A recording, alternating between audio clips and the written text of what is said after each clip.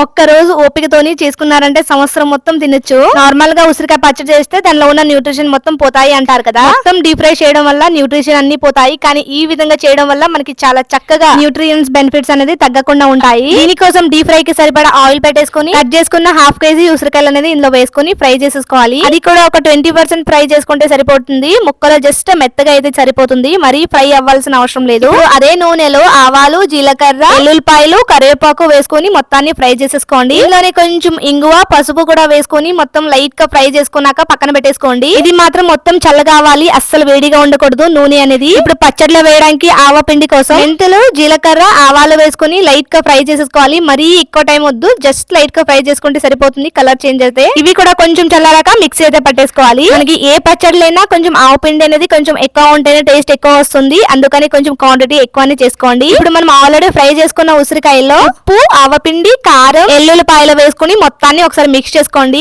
కారం, ఉప్పు అనేది మొక్కలకి చాలా బాగా పట్టాలి. ఇప్పుడు పచ్చడికి తాలింపు పెట్టేసుకుని పక్కన పెట్టేసుకున్న నూనెలో కూడా ఇవి మొక్కలు వేసి మొత్తాన్ని మిక్స్ చేసుకోవాలి. నూనె అనేది బాగా చల్లారి ఉండాలి, అస్సలు వేడిగా ఉండకూడదు. నూనె అనేది కొంచెం వేడిగా ఉన్నా కూడా పచ్చడి అనేది పాడైపోతుంది, ఇంకా కలర్ అనేది చేంజ్ అయిపోతుంది. ఇలా వేసుకున్నాక మొత్తాన్ని మిక్స్ చేసుకొని ఇందులో నిమ్మరసం కూడా యాడ్ చేసుకోవాలి. టేస్ట్ చాలా బాగుంటుంది అండ్ ఇది చాలా రోజులు నిల్వ ఉంటుంది. మొక్కలకి బాగా నిమ్మరసము, తాలింపు బాగా పట్టేలాగా మిక్స్ చేసుకొని ఒక మూత గాని లిడ్ గాని పెట్టేసుకొని ఈ విధంగా 2 or 3 days ఊరనివ్వాలి ముక్కలు అనేది. అప్పుడే ఉసిరికాయల ముక్కలు చాలా మెత్తగా వస్తాయి అండ్ టేస్ట్ కూడా చాలా బాగుంటాయి. 3 రోజుల తర్వాత చూస్తున్నారా, ఆయిల్ కూడా బాగా పైకి తేలిపోయింది అండ్ చూడడానికి లుక్ కూడా ఎంత బాగుందో టేస్ట్ కూడా అంతే బాగుంటుంది. ఇలా పచ్చడి కంప్లీట్ అయ్యాక ఒక గ్లాస్ జార్ లో గానీ కంటైనర్ లో గానీ వేసుకొని స్టోర్ చేశారంటే ఈజీగా 1 year పాటు చాలా ఫ్రెష్ గా అయితే ఉంటుంది.